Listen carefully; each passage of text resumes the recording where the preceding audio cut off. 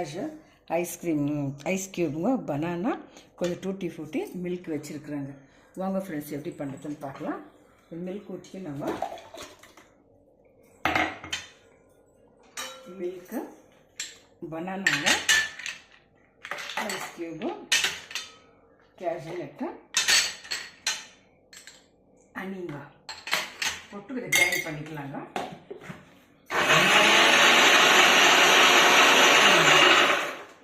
Grind ஆனவங்க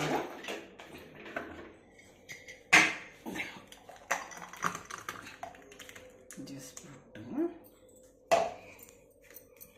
மேலே கொஞ்சம் சப்ஜா சீட்ஸு கொஞ்சம் டூட்டி ஃப்ரூட்டி போடலாங்க.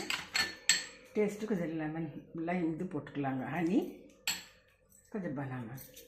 வாங்க ஃப்ரெண்ட்ஸ் நீங்களும் ட்ரை பண்ணி பசங்களுக்கு செஞ்சு கொடுங்க ஃப்ரெண்ட்ஸ். ரொம்ப நல்லாயிருக்கும் இது.